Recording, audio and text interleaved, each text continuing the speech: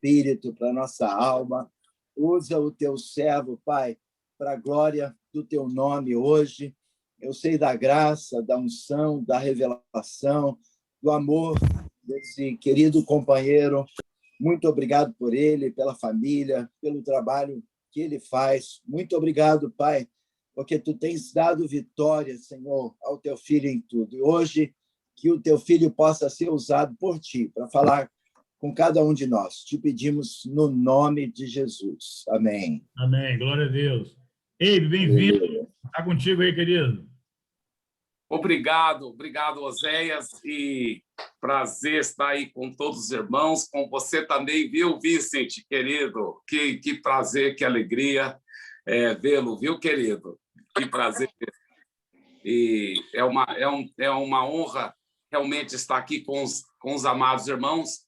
Eu vou procurar não ser muito comprido para poder ainda ter tempo para perguntas, mas eu quero começar só compartilhando de uma forma um pouco mais rápida uma palavra que eu intitulei 7 traços de uma liderança bem-sucedida. E nós vamos estar falando também um pouco sobre delegando, que eu fui também pedido para falar um pouco sobre essa área de delegar as responsabilidades, né? Mas esse texto é extraído daquele texto que vocês... Aliás, essa palavra é extraída daquele texto que vocês conhecem muito bem, em Atos, capítulo 20. E eu vou só ler um pedaço para começar daquele texto. Em Atos, capítulo 20, versículo 17 a 19, onde Paulo, de Mileto, enviou uma mensagem a Éfeso, pedindo aos presbíteros da igreja que se encontrassem com ele. E quando chegaram, Paulo lhes disse: vocês sabem como me conduzi entre vocês em todo o tempo, desde o primeiro dia em que entrei na província da Ásia, servindo o Senhor com toda a humildade, com lágrimas e com as provações que me sobrevieram pelas ciladas dos judeus. Então, o primeiro traço de uma liderança bem-sucedida que encontramos nesse texto que a liderança bem-sucedida tem um coração e prática de um verdadeiro servo. O Bill Gaither, eu creio que foi o Bill Gaither que disse isso anos atrás, que um servo só é um servo se ele continua tendo atitude, coração e ação de um servo, mesmo quando ele é tratado como um servo. E muitas vezes nós, pastores, a nossa tendência é ser muito amoroso, é ser um servo muito precioso para as pessoas, mas quando alguém nos trata com muita falta de respeito, a ovelha aponta o dedo bem na nossa cara e fala: você está muito errado, você tem que mudar nisso, naquilo. Nossa tendência é dizer: olha, você me respeita e tal. E isso não é ter um coração de servo, né? Paulo disse: eu estava entre vocês desde o começo, servindo o Senhor com toda humildade, com lágrimas e com as provações. Mateus 20, 28, Jesus disse: porque até o Filho do Homem não veio para ser servido, mas para servir e dar a sua vida para salvar muita gente. Eu tenho um dos nossos copastores aqui, que chama-se Pastor Perges. Ontem faleceu um irmão muito querido daqui da nossa igreja, um irmão que é líder de um grupo pequeno que nós chamamos Life Groups, e muito precioso esse irmão. E ele não somente tem esse grupo pequeno, esse Life Group de adultos, mas também a esposa dele tem um Life Group de crianças, e são muito bem-sucedidos no ministério, muito, muito abençoados, mas muito humildes financeiramente falando. E esse co-pastor meu, que cuida daquela rede de grupos pequenos, de life groups. Então, esse irmão morreu, estava entubado, estava com Covid, só que a esposa dele também está com Covid. E, mesmo assim, eles tiveram que fazer uma decisão, ele e a esposa, porque ele, que é o pastor direto deles, eles iriam lá consolar, estar com ela, e, claro, eles não ficaram abraçando nada, mas eles foram lá, sim, estar junto com ela, mesmo sabendo que eles estavam correndo risco de vida, para consolar, para confortar. E eu até conversei, eu e a minha esposa também choramos e conversamos com ela pelo vídeo, né? Mas eu fiquei tão impactado com o pastor Perges, porque isso que a Bíblia fala, o bom pastor dá a vida pelas ovelhas. O apóstolo Paulo disse também em Atos, capítulo 20, versículo 20, você sabe que jamais deixei de anunciar o que fosse proveitoso e de ensinar isso a vocês publicamente e também de casa em casa. Eu creio que um dos traços de uma liderança bem-sucedida é que tem o compromisso de sempre pregar a palavra. Não é pregar ideias, não é pregar pensamentos humanos, mas pregar a palavra. Pregar a palavra. Uma coisa que é muito interessante é que, se você pegar uma semente feita por cientista, vamos supor, uma semente de laranja, ela pode ter a mesma aparência da semente de laranja feita por Deus. Ela pode ter a mesma textura, as mesmas químicas, a mesma composição química e até o mesmo cheiro podem fazer. Só que tem uma grande diferença. A semente dos cientistas, se você plantar, não cresce, mas a semente de Deus cresce. E muitas vezes tem palavras bonitas, palavras eloquentes, palavras poderosas, aparentemente, só que elas não geram fruto. Se você quiser ver fruto sendo gerado, tem que plantar a palavra. E para plantar a palavra no coração dos ouvintes, nós temos que separar muito tempo na palavra. Temos que estar preparados na palavra. Temos que meditar a palavra. Nós não podemos jamais encher o tanque dos outros com a palavra se nós não estivermos transbordando com a palavra, meditando dia e noite na palavra.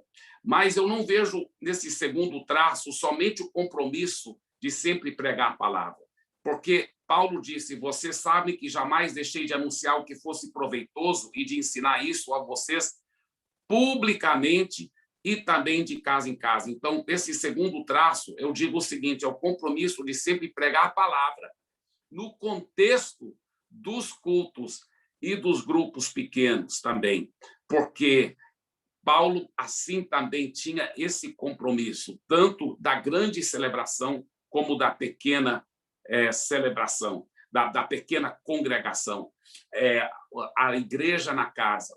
Interessante que tem 5 livros no Novo Testamento que falam diretamente sobre a igreja nas casas e vários outros livros que falam indiretamente sobre a igreja na casa.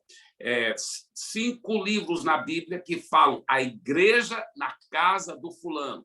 O livro de Romanos fala muito sobre isso, o livro de Atos fala sobre isso, o livro de 1 Coríntios fala sobre isso, o livro de Colossenses fala isso, e o livro de Filemão fala isso. 5 livros que falam diretamente sobre a igreja na casa. Mas vários outros livros da Bíblia que falam indiretamente sobre isso.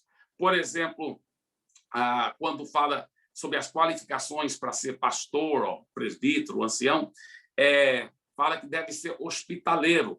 Os teólogos creem que uma das razões principais que Paulo dizia que o presbítero devia ser hospitaleiro era porque era de se esperar que ele abria a casa dele para uma igreja na casa. Também nós podemos ver no segundo livro de João, quando Jesus fala que não é nem, quando o apóstolo João fala que não é nem para receber alguém na casa que não tem essa doutrina, eles dizem, os teólogos, que aquilo está se referindo na igreja da casa. Mas, continuando, ele diz no versículo 24: porém, em nada considero a vida preciosa para mim mesmo, desde que eu complete a minha carreira e o ministério que recebi do Senhor Jesus para testemunhar o evangelho da graça de Deus. Eu vejo aqui abnegação total pela obra. Abnegação total pela obra. Eu gosto de falar esse nome abnegação, Eibe-negação, porque eu tenho que negar o Eibe, eu tenho que negar o Eibe. Então, se o seu nome for José, né, o seu nome é José Negação, amém? Tem que negar José, né? Então, seja qual for o seu nome, coloque aí o seu nome, né? Eibe-negação, abnegação total pela obra. Sabe, queridos, nós que estamos envolvidos na obra do Senhor, Deus quer que a gente tenha excelência, Deus quer que a gente tenha intensidade, Deus quer que não façamos a obra com mediocridade. A Bíblia fala em Jeremias 48:10, maldito aquele que fizer a obra do Senhor relaxadamente. Isaías 32:8 fala, mas o nobre projeta coisas nobres, e na sua nobreza perseverará. Eu lhe pergunto, meu querido irmão precioso, você que está envolvido na obra de Deus, o que queima no seu coração? O que faz você ficar animado? Né? Eu penso, quando o Brasil está ganhando, e é a Copa do Mundo, e o Brasil está ganhando, está chegando perto da final, a gente não fica com aquela expectativa, vamos assistir o jogo da Copa, vamos assistir, e aquilo queima dentro de nós. Gente, como a gente devia queimar muito mais, não é mesmo? Por Jesus e pela sua obra, né? O que uma bola passando por 3 pauzinhos que se chama um gol realmente vai curar um casamento, vai transformar uma vida, vai fazer um aleijado andar, vai libertar alguém das drogas, vai levar à salvação eterna, sabe? O que queima no seu coração? O que queima na sua vida? Eu ouvi uma ilustração de um homem que um pastor de uma pequena igreja na Inglaterra, anos atrás, e a igreja dele não crescia, era muito pequena, e naquela mesma região passou um comediante muito famoso que estava lotando os salões, lotando os auditórios, os teatros, lotando os locais, e as pessoas pagando muito dinheiro, e o pastor procurou aquele comediante e falou para ele, eu queria que você me respondesse por que as pessoas que estão indo para ouvir você, elas pagam muito caro e vão multidões, e pagam caro, e você não está falando nada que transforma a vida delas, é só historinhas inventadas, mentiras, piadas, e eu estou pregando a verdade eterna que transforma a vida das pessoas, e é de graça, e ninguém está querendo vir para me ouvir. Será que as pessoas gostam mais da mentira do que da verdade? E o comediante falou, não é que elas gostam mais da mentira do que a verdade, mas acontece que quando eu conto aquelas histórias inventadas, você tem razão, são histórias inventadas, não é nada verdadeiro, piadas, histórias inventadas, só que eu conto aquelas histórias com tanta paixão, com tanta intensidade, que parece ser verdade. Por isso que elas choram, elas riem, elas se envolvem. Mas você tem razão, pastor, que você realmente conta verdades transformadoras da palavra de Deus. Só que você conta como se fosse uma mentira. Você não acredita naquilo, parece, do jeito que você conta. Então, você conta como se fosse uma mentira, e por isso que ninguém quer te ouvir. O que pega o seu coração? O que queima no seu coração? Né? Eu vou te falar, eu creio que para todos nós deve ser nessa ordem: Deus, família e a obra de Deus. Né? Nada mais nos encanta, nada mais nos seduz. É Deus, a família e a obra de Deus. Em Atos 20, ainda continuando no versículo 25 e 28, ele diz: e agora eu sei que todos vocês em cujo meio passei pregando o reino não mais verão o meu rosto. Portanto, no dia de hoje testifico diante de vocês que estou limpo do sangue de todos, porque jamais deixei de lhes anunciar todo o plano de Deus. Cuidem de vocês mesmos e de todo o rebanho no qual o Espírito Santo os colocou como bispos para pastorearem a igreja de Deus, a qual ele comprou com seu próprio sangue. Agora, aqui eu vejo algo muito forte, porque ele diz, em primeiro lugar, cuidem de vocês mesmos. Cuidem de vocês mesmos. Eu sei que é o tema aqui, inclusive, né, dessa mentoria. E, em cima disso, que eu gostaria de falar alguma coisa aqui que, para mim, é muito, muito importante. A palavra de Deus mostra que nós, como líderes cristãos, nosso chamado principal, quando se refere ao ministério, claro, o nosso chamado principal é cuidar de nós mesmos, porque nós jamais vamos poder cuidar do rebanho de Deus se nós não estivermos cuidando de nós mesmos. Se nós não tivermos preparados, nós não vamos poder ajudar os outros. Agora, mesmo como cuidar de nós mesmos? Como cuidar de nós mesmos? Antes de entrar nisso, deixa eu falar uma coisa. Uma coisa que eu estou convencido também, ministerialmente, o que nós fazemos errado, muitas vezes, é que nós pensamos que depois de nós e da nossa família, a forma da gente se dedicar ao ministério, a forma principal é fazendo o ministério. E a Bíblia diz que não. A Bíblia diz em Efésios 4, ele designou alguns para apóstolos, outros para profetas, outros para evangelistas, outros para pastores e mestres, com o fim de preparar os santos para a obra do ministério. Então, nosso dever principal, ministerialmente falando, não é nem fazer o ministério, mas ministerialmente falando, o nosso dever principal é preparar os santos para o ministério. E o que acontece? É que muitas vezes nós tentamos fazer todo o ministério sozinhos.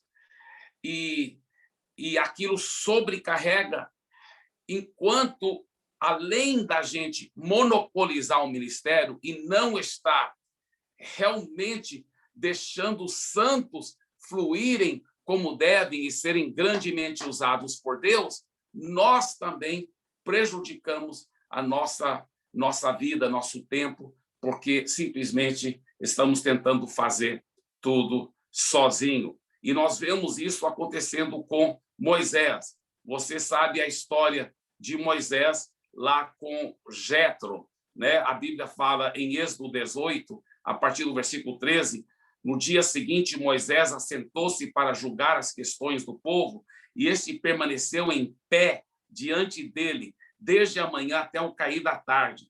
Quando seu sogro viu que tudo o que ele estava fazendo pelo povo, disse: que é que você está fazendo? Porque só você se assenta para julgar, e todo esse povo esperava em pé, desde a manhã até o cair da tarde. Moisés lhe respondeu: o povo me procura para que eu consulte a Deus. Toda vez que alguém tem uma questão, esta me é trazida e eu decido entre as partes, ensino-lhes os decretos e leis de Deus. Respondeu o sogro de Moisés: o que você está fazendo não é bom. Você e o seu povo ficarão esgotados, pois essa tarefa lhe é pesada demais. Você não pode executá-la sozinho. Agora, ouça-me, eu lhe darei um conselho, e que Deus esteja com você. Seja você o representante do povo diante de Deus e leve a Deus as suas questões. Então, a primeira coisa que nós vemos que o sogro A primeira coisa que o sogro de Moisés fez, aqui que nós podemos ver, é interessante. Ele falou: você vai ficar exausto. Você está tentando fazer todo o ministério sozinho. Então, tem 3 coisas importantes que o sogro de Moisés falou para ele. A primeira coisa é: seja você um representante do povo diante de Deus e leve a Deus as suas questões. Interessante, queridos. Além da gente tirar muito tempo na presença de Deus para abastecer o nosso próprio tanque, além de você crescer na intimidade com Deus, além de você cuidar de você mesmo, a sua maior responsabilidade para com as ovelhas, para com as pessoas que estão debaixo da sua cobertura, é orar por elas. É orar por elas. E é muito triste o quanto muitos pastores e líderes não oram muito, não separam muito tempo para oração. Ainda bem que podemos orar no Espírito, né? Orar em línguas. Eu acredito muito em orar. Só Deus que sabe quantas horas e horas e horas de oração no Espírito. A Bíblia fala que aquele que ora em línguas, ele não entende o que ele está orando, porque ele ora mistérios para com Deus. Mas a Bíblia fala, orando a todo tempo no Espírito, por todos os santos. Por todos os santos. Então, Paulo disse, na igreja eu prefiro orar 5 palavras numa língua conhecida do que 10.000 palavras numa língua desconhecida. Porém, Paulo disse, porém, eu dou graças a Deus porque eu oro em línguas mais do que todos vocês. Então, eu creio que Paulo não orava em línguas em culto público em geral, mas muito em particular, quando ele estava preso lá, e mesmo quando ele não estava preso, mas orando muito no Espírito pelos cristãos que estavam sob sua responsabilidade, orando e orando e orando, mas seja em português ou seja em outra língua, mas é importante orarmos muito, queridos, muito mesmo. Isso é a primeira coisa que o sogro de Moisés falou para ele. Seja você o representante do povo diante de Deus e leve a Deus as suas questões. Segunda coisa, oriente-os quanto aos decretos e leis, mostrando-lhes como devem viver e o que devem fazer. Preparando bem a palavra, orientando, pregando a palavra, alimentando as ovelhas. Jétro falou, Moisés, vocês devem concentrar em 3 coisas. Primeiro, orar muito pelo povo. Represente-os diante de Deus. Segundo, representar Deus diante do povo. Pega o maná celestial, pega aquele maná fresco, aquela palavra que Deus tem para o seu povo. Prepare-te e separa muito tempo preparando essa palavra para alimentar o povo. E que mais? Terceira coisa, escolha dentro de todo o povo homens capazes, tementes a Deus, dignos de confiança e inimigos de ganho desonesto. Olha só. Então, a terceira coisa é delegar. A terceira coisa é realmente delegar, mas não é delegar para qualquer um. É você procurar, primeiro, pessoas que têm capacidade, homens capazes. Segundo, e o mais importante, que são tementes a Deus, pessoas espirituais. E terceiro, pessoas dignos de confiança e inimigos de ganho desonesto, pessoas que têm caráter sério. E a Bíblia fala, uma vez que você encontrou esse tipo de pessoas, estabelece-os e faça uma organização. Estabelece-os como chefes de 1.000, de 100, de 50 e de 10. Deus não é contra organogramas, Deus não é contra organização, Deus não é contra seriedade na administração. Então, é muito, muito importante para levantarmos e delegarmos líderes. Primeiro, então, número 1, temos que identificar e atrair líderes excelentes. Tá? Eu peguei algumas dessas coisas com o pastor Robert Morris, da Gateway Church. Tá? Identificar e atrair líderes excelentes. Número 2, cultivar e treinar esses líderes e colocá-los, encaixá-los no chamado com os dons deles e os chamados, ou seja, colocá-los na praia deles. Então, a primeira coisa é o quê? Identificar e atrair líderes excelentes. Segundo, cultivar e treinar esses líderes e colocá-los na sua praia. E terceira coisa, empoderar esses líderes e supervisionar esses líderes com prestação de contas, tá certo? Com prestação de contas, sem ter um controle exagerado sobre eles, mas com prestação de contas. Agora,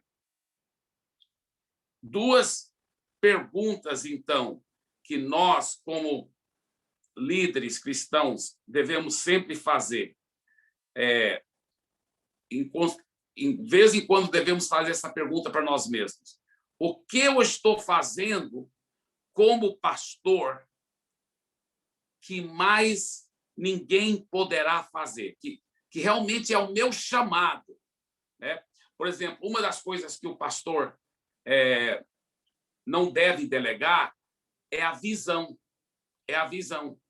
Porque se você tiver uma visão e outro líder dentro da sua organização, se você é o líder da organização e um co-líder da sua organização tem uma outra visão, visão mais visão gera divisão.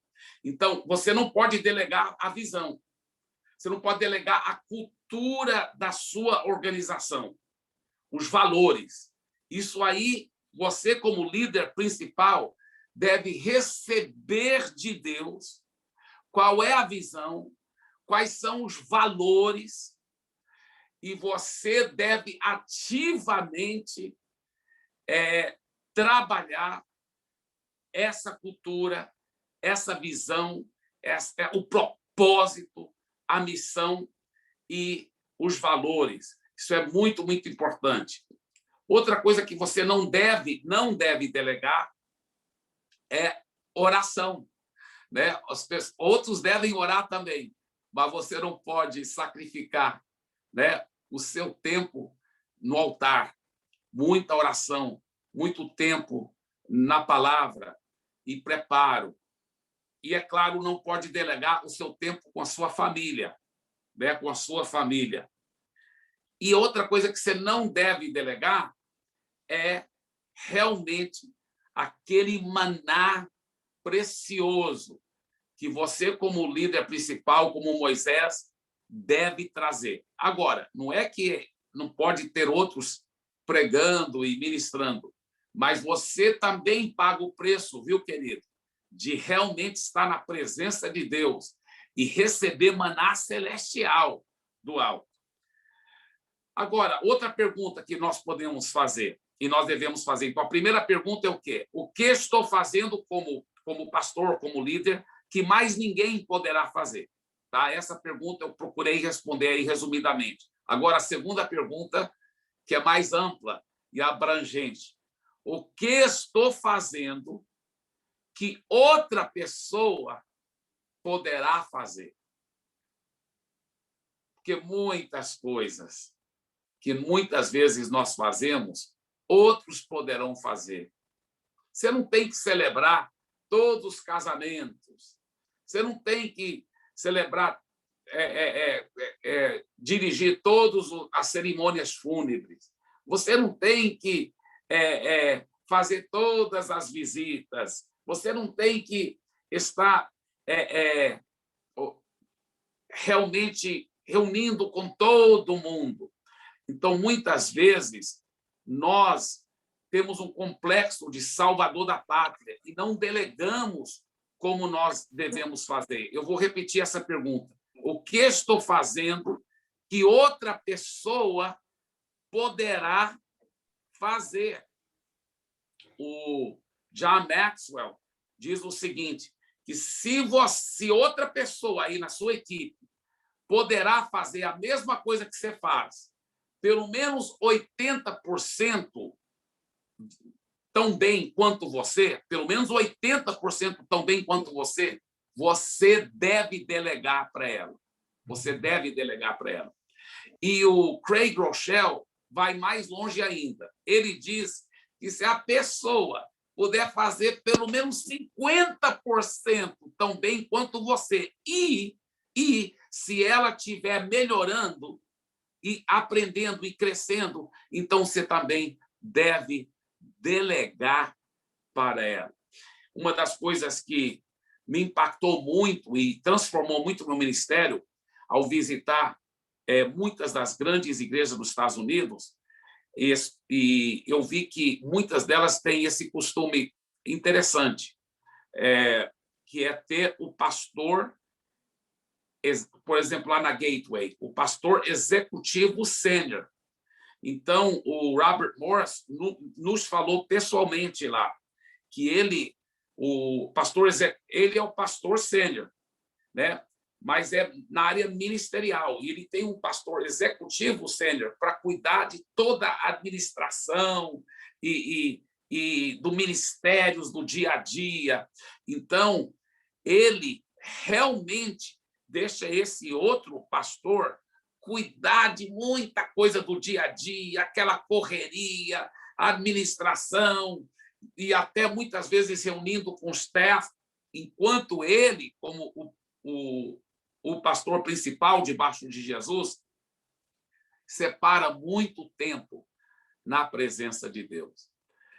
E eu estou convencido que muitas igrejas não crescem mais do que elas deviam crescer muito mais, mas elas não crescem mais porque o pastor está tão exausto, está tão cansado, que ele não tem tempo para receber o maná precioso da presença de Deus. Ele não tem tempo para orar pelas suas ovelhas. Ele não tem tempo para estudar, para preparar, para cuidar de si mesmo espiritualmente. Então, ele vive estressado e não podendo cuidar das ovelhas. Muitos pastores estão como Moisés, que falou assim em Números capítulo 11, ele disse: por que trouxeste este mal sobre o teu servo? Porque não te agradares de mim, que colocaste sobre os meus ombros a responsabilidade de todo esse povo. Por acaso fui eu quem o concebeu? Fui eu quem o deu à luz? Por que me pedes para carregá-los nos braços, como uma ama carrega um recém-nascido para levá-lo à terra que prometeste sob juramento aos seus antepassados? Onde conseguirei carne para todo esse povo? Eles ficam se queixando contra mim, dizendo: dei-nos carne para comer. Não posso levar todo esse povo sozinho. Não posso levar todo esse povo sozinho. Essa responsabilidade é grande demais para mim. Então, Moisés estava precisando realmente delegar mais. E olha o que ele diz: se é assim que vais me tratar, mata-me agora mesmo, se te agradares de mim. Não me deixes ver a minha própria ruína. Olha o que Moisés disse. Ele falou: Senhor, se o Senhor me ama mesmo, então me mata. Então me mata. Quantas vezes nós, pastores, já sentimos, talvez já fizemos essa oração, né? Senhor, me leva logo, que eu não estou aguentando mais. E a realidade é porque muitas vezes nós não temos um pastor executivo sênior. Olha, depois que eu aprendi isso, eu tenho um pastor executivo sênior. Ele é um super pastor, ele cuida muito bem de ovelhas, mas ele é um super administrador também. Ele não só é formado em administração, ele tem pós-graduação em administração, ele é super inteligente, e o nome dele é Sabá. E eu sempre falo, olha, assim, eu delego para o Sabá. Sabá, cuida disso, cuida disso. E eu falo: Sabá, faz todo o trabalho para eu poder realmente separar tempo na presença de Deus. E realmente é claro que eu reúno muito com o Sabá, eu dou muitas orientações ao Sabá, eu também reúno com equipes de liderança, junto com o Sabá ao meu lado, mas muitas vezes aí tem isso, aquilo, eu falo, Sabá, cuida disso. Então, tem sido uma grande bênção. Mas, continuando, então, queridos, nós vemos esse número 4, o quarto traço de liderança bem-sucedida, assumir uma responsabilidade séria de cuidar do rebanho, tem muito a ver com o pastor delegando para os outros os trabalhos do dia a dia de administração e das correrias, e o pastor cuidando de si mesmo na presença do Senhor. E o quinto traço de liderança bem-sucedida, apóstolo Paulo disse em Atos, o apóstolo Paulo disse aqui no livro de Atos 20, versículo 29, eu sei que depois da minha partida aparecerão no meio de vocês lobos vorazes que não pouparão rebanho, e que até mesmo entre vocês se levantarão homens falando coisas pervertidas para arrastar os discípulos atrás de si. Portanto, vigiem, lembrando que durante 3 anos, noite e dia, não cessei de admoestar com lágrimas cada um de vocês. Quem eram esses homens? Eram os presbíteros. Então, nós, como pastores, nós, como líderes, devemos investir principalmente na liderança. Paulo disse, por 3 anos, eu fiquei cuidando de vocês, líderes, os líderes principais, um a um, profundamente, um a um mentoreio, um discipulado profundo. E aí vocês, então, puderam ser treinados para cuidar bem do rebanho. A igreja de Éfeso, talvez, nessa altura do campeonato, já tinha mais do que 20 mil membros. Mas esse grupo pequeno, não tão pequeno, mas não tão grande também, de presbíteros, que Paulo investiu a vida dele na liderança. Eu invisto muito na liderança. Hoje à tarde, eu vou estar reunindo de 1h da tarde até 8h30 da noite, até 9h da noite, com lideranças, diversos níveis de lideranças. Em praticamente todas essas reuniões, o Sabá está ao meu lado. Mas eu estou investindo em líderes. E só que amanhã eu vou reunir mais 1h30 com o Sabá, eu e minha esposa, com o Sabá e Marilé. Porque uma vez que eu invisto nos líderes, mas eu vou também separar muito tempo com Deus. Então, eu não deixo me envolver com toda aquela coisa do dia a dia. Então, aí nós vemos a importância de investir em líderes, o quinto traço. E o sexto traço de liderança bem-sucedida, Paulo disse em versículos 32 e 34, agora, pois, eu os entrego aos cuidados de Deus e à palavra da sua graça, que tem poder para edificá-los e dar herança entre todos os que são santificados. De ninguém cobicei prata, nem ouro, nem roupas. Vocês mesmos sabem que essas minhas mãos serviram para o que era necessário a mim e aos que estavam comigo. Então, o sexto traço de liderança bem-sucedida é manter a ótica na eternidade e não nas coisas materiais. E o sétimo traço de liderança bem-sucedida versículo 35, em tudo tenho mostrado a vocês que, trabalhando assim, é preciso socorrer os necessitados e lembrar das palavras do próprio Senhor Jesus. Mais bem-aventurado é dar do que receber. Então, o sétimo traço de liderança bem-sucedido é realmente crucificar o ego e se doar até a última gota. Eu quero encerrar dizendo o seguinte: o meu pai e minha mãe eles eram empresários e proprietários de imensas propriedades nos Estados Unidos. Quando eles vieram para o Brasil para serem missionários, eles já eram muito bem-sucedidos. E eles vieram e toda a vida foram autossustentados. Eles eram multimilionários em dólares. E eles se autossustentaram toda a vida aqui no Brasil. Até qualquer oferta que qualquer pessoa enviava dos Estados Unidos, eles investiam só na obra. E eles deram milhões e milhões e milhões de dólares para construir igrejas, para sustentar missionários e pastores, e etc., e etc. Mas eles realmente, eu acho que talvez até exageraram, no bom sentido da palavra, porque eles viviam uma vida tão simples, tão econômica. E quando eu comecei a ficar mais velho, que eu entrar na adolescência, eu fiquei sabendo que eu acho que um dos meus irmãos me falou, né, que eu era o mais novo, caçula, que nós tínhamos muito dinheiro, né? E eu falei para papai e mamãe, é verdade que a gente tem tanto dinheiro assim? Eles falaram sim. Eu falei, mas se a gente é tão rico, por que a gente vive de uma forma tão simples, né? Muitas vezes meus pais dirigiam Fusca, casa muito simples. Aí papai e mamãe falaram assim, meu filho, é porque assim nós vamos ter ainda mais para investir na obra de Deus, para ganhar almas para Jesus.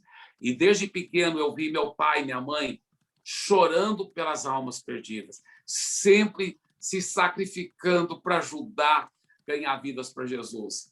Eu vou te falar, eu cresci nesse pedaço do céu. Eu sou o caçula de 5 irmãos. Todos nós 5 nos entregamos completamente para a obra de Deus, porque nós vimos que não existe uma vida melhor do que você se sacrificar até a última gota para viver para Jesus, para viver abnegadamente para Jesus, para a família e para a obra de Deus. Então, eu quero encerrar minhas palavras aqui agradecendo o carinho de vocês e o privilégio e também abrindo para perguntas, qualquer pergunta que tiver aí, em nome de Jesus. Amém, querido. Muito bom, excelente, obrigado. Ei, o pessoal, ninguém se manifestou aqui, mas eu tenho já que eu queria que você falasse um pouquinho, porque dentro dessa realidade que a gente tem de delegar, de formar líderes, surge sempre uma questão, né? O carisma e o caráter. A gente, às vezes, vê uma pessoa cheia de caráter, mas sem o carisma. E, às vezes, vem aquele carismático, mas com caráter duvidoso. Como fazer, Eibe, essa conciliação para identificar quem é que está valendo a pena investir mesmo aí nessa formação desse líder? Ô, querido pastor Zé, boa pergunta. A primeira coisa interessante que é comprovado vez após vez que muitas vezes os melhores líderes nem têm tanto carisma, né? É bom ter carisma, se puder ter, mas é interessante porque muitos líderes, por eles se focarem e serem constantes, né? E constantes. Então, eu creio que até essa área de carisma e tudo, se a pessoa estiver super cheia de Jesus, super cheia da palavra de Deus, ela vai contagiar os outros, né? Ela vai contagiar, com certeza. Mas o caráter é algo que não podemos sacrificar nunca, nunca, nunca, né? Então, eu já vi pessoas que outros falaram, esse aí nunca vai ser um grande líder. E eu já sabia que ele ia ser um grande líder. Por quê? Porque eu vi nele certas qualidades. E um deles se tornou pastor de uma igreja de dezenas de milhares de pessoas. E as pessoas falavam, esse aí nunca vai ser um grande líder. Mas eu vi certas características como a integridade, a fé, a persistência, a constância. Então, quando a gente vê essas qualidades, pode investir que vai dar certo. Amém, glória a Deus. Vince levantando a mãozinha aí. Fala, Vince. Oi, bem querido. É tremendo, porque eu creio que é isso que Deus tem dado à sua vida e temos sido edificados. Eu queria te pedir, só rapidamente, você consegue repetir os 7 traços? Com certeza. Amém. Número 1, coração e prática de um verdadeiro servo. Número 2, o compromisso de sempre pregar a palavra no contexto dos cultos e nos grupos pequenos, né? O compromisso de sempre pregar a palavra no contexto dos cultos e nos grupos pequenos. Número 3, abnegação total pela obra, né? A ilustração daquele pastor e comediante, né? O que queima no seu coração, né? A abnegação total pela obra. Número 4, assumir uma responsabilidade séria de cuidar do rebanho do Senhor. E aí que vem toda essa área de a delegação, né?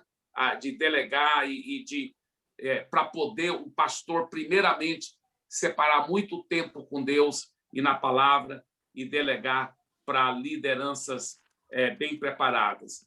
E o 5º, a importância de cuidar e vigiar a cada um por um, e especialmente concentrando nos líderes, né? A importância de cuidar um por um da liderança principal, investindo na liderança. E, número 6, manter a ótica na eternidade e não nas coisas materiais.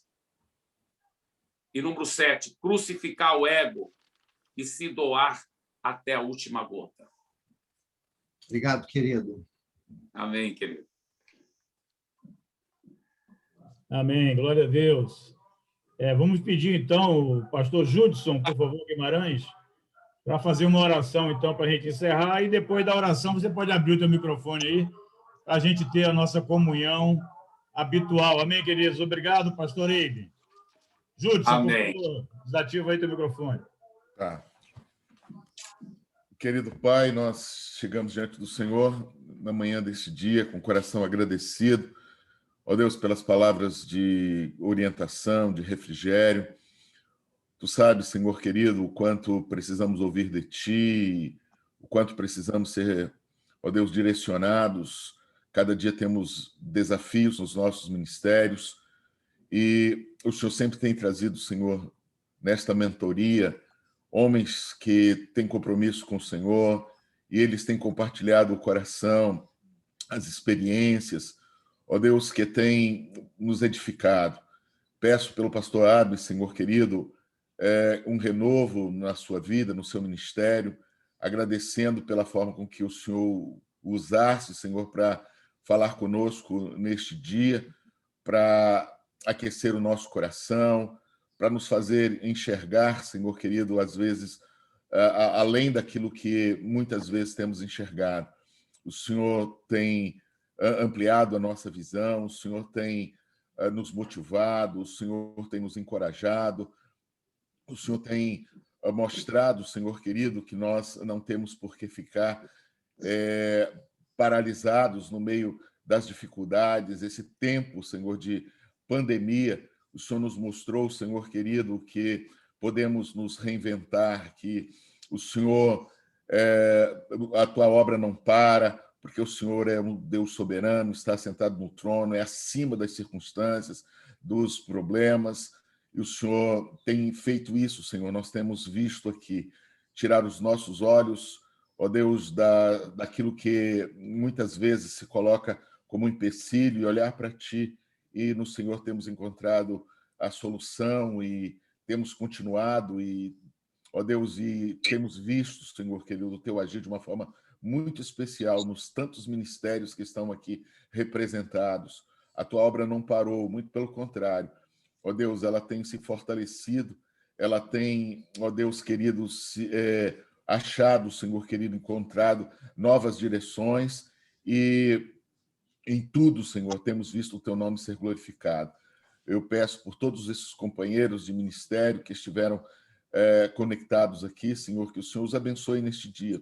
O Senhor sabe quais são as suas lutas, as suas dificuldades, aquilo que eles precisam, Senhor querido, aquela palavra, aquele agir do Senhor nas suas vidas, nos seus ministérios, nas suas famílias. Venha de forma especial, Senhor, sobre todos e nos abençoe para a honra, para a glória, para o louvor do teu nome. Eu te agradeço por este tempo, eu te agradeço, Senhor, pela tua palavra, eu te agradeço mais uma vez pela vida do teu servo, que nos edificou esta manhã com a tua palavra. No nome precioso de Jesus. Amém. Amém. Amém, queridos. Pode abrir aí os microfones.